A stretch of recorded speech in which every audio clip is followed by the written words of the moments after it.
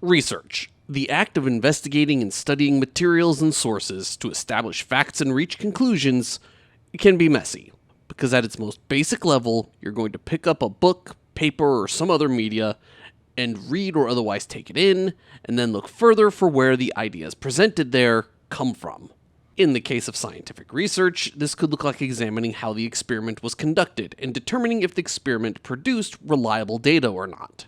It could also look like reading other documents mentioned in an experiment or research paper to see where they got their ideas and premises from.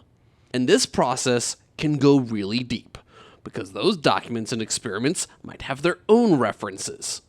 So at some point, you do have to say, okay, yeah, I don't need to establish this many facts. My time with GURPS Supers is an example of how I could apply this to the arts or humanities, because I initially looked into this after hearing that it does a good job of curbing some of the lethality inherent in GURPS, though when I began reading it, I noticed that it mentioned a mechanic that wasn't in the core book. Thankfully, GURPS 4th edition is well documented and annotated, and it led to me going through GURPS Powers, which was a much more pleasing read for me because it's based more on mechanics.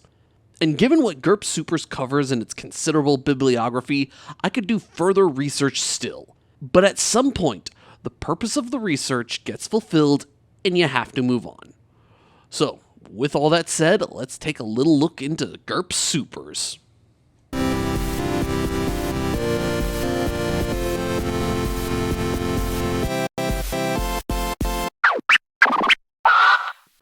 The core rules for GURPS 4th edition are spread across 2 volumes, and they contain just about everything you need to know. Meanwhile, splat books like GURPS Supers give you some insight into how to use those rules. GURPS Supers weighs in at a modest 150 pages, most of which actually discusses the tropes and literary conventions of American comic books.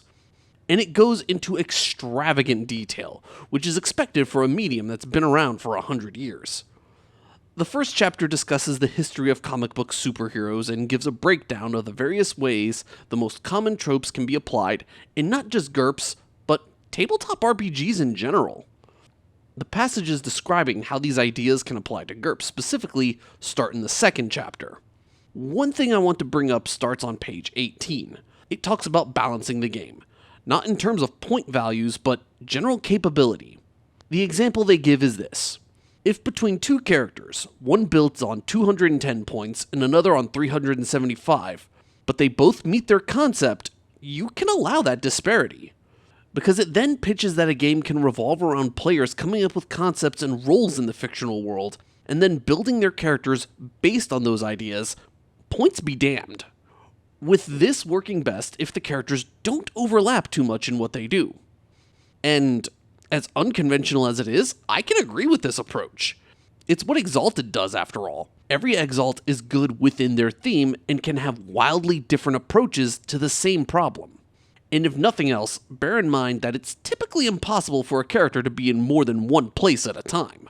Which makes a setup like this a good practice for being able to split up player characters, and splitting your attention between scenes as a GM. It also suggests limits on combat abilities. However, it lists maximums only, rather than a range like Hero System does. For a toolkit game like GURPS, where so much is left open and up to the GM, it's probably expected that, well, as the GM, you'd be able to fill in those blanks yourself. But I'll cover a little bit more about that later. The first chapter also pitches a few setups for playing superhero games, ranging from the classic one superhero and the supporting cast, to various ways that heroes would regularly interact with one another. And the suggestions for a single superhero setup had an interesting premise. One player could be the hero, perhaps like Batman, while the others could be the various supporting characters like Alfred or Commissioner Gordon. Or if you're more keen on having all the players being on a level field, all the player characters could be support characters to a hero. Nobody is Batman because he would be an NPC in this game. Chapter 2 also refers a lot to powers, described in the book GURPS Powers, and also discusses the various ways that advantages, disadvantages, and skills from the character's book can apply to superheroes. It gives a few new advantages, disadvantages, and limitations as well. So if you somehow found the content of characters and campaigns lacking, there's a few new things for you to use in Supers, albeit not too many.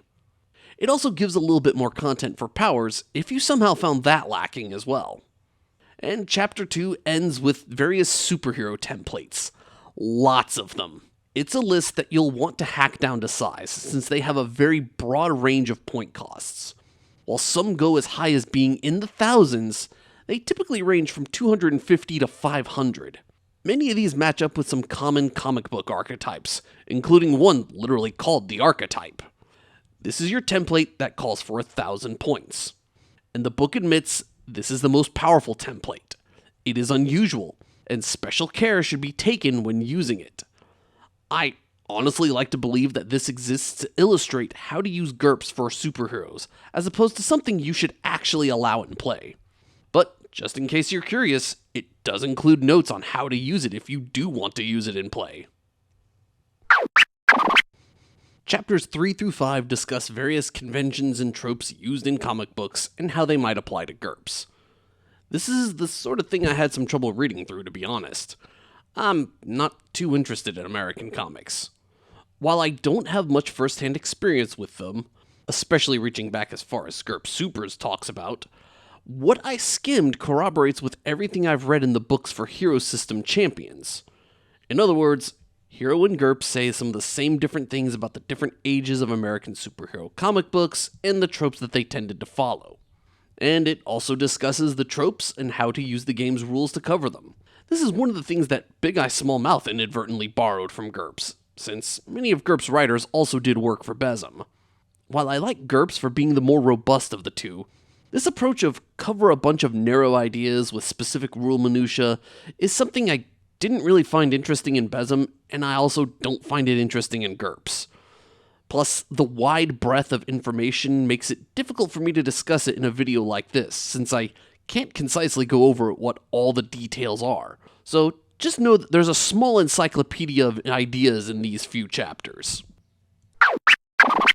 GURPS is a toolkit, and it operates on a few baseline assumptions. These assumptions are that you can pick and choose which rules you want to use, but you shouldn't change the specific rules, especially not the base rules. This can cause some dissonance between how players might want to play a tabletop role-playing game that uses GURPS and how GURPS assumes it will be played. And I came to this conclusion when I was looking through what GURPS Supers says about handling its high lethality. The solution presented in Supers: give characters a few free ranks of the advantage hard to kill, which is effectively a higher rating of health for the purpose of avoiding dying from losing HP. And illustrates my point about GURPS' assumptions.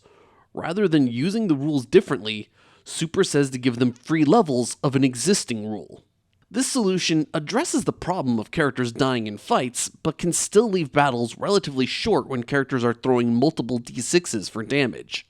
After all, average human has about 10 HP, maybe more or less depending on their strength rating. But let's contrast it for a moment with the other obvious solution: giving more HP. More HP means characters can take more hits before bleeding out, but they're also still likely to die when they hit certain thresholds, if they don't have hard to kill or a high health rating. In either case, GURPS seems to operate on an underlying assumption that fights will resolve relatively quickly, or at least have pretty dire consequences. So if you use GURPS to emulate effects you find in, say, Dungeons & Dragons, you'll still have some of GURPS' idiosyncrasies in effect, which could call for either further manipulation of the rules, such as ignoring rules about falling unconscious at certain HP levels, or just giving out more buckets of HP and free levels of hard to kill. As a counterpoint though, you can work around these assumptions. If fights can end quickly and brutally, all but the most foolhardy would draw guns at the drop of a hat. When a foe has demonstrated that they have superiority in combat, it might not be unexpected for them to accept surrender. Just as an animal that realizes their prey is too dangerous to easily kill in one strike, the animal will be unlikely to remain engaged if it can just as well escape. To that end, give the players a chance to plan around a fight if that fight is vital. Let them see what they're dealing with and come up with a plan to put the odds in their favor if they would be evenly matched, or allow them a chance to escape if things go wrong. And if they come up with a clever way to subvert a fight or quickly end it, let them have their win. Just remember that needless execution tends to create bitter enemies that will want revenge, and that a smart enemy isn't likely to repeat a mistake that cost them once before.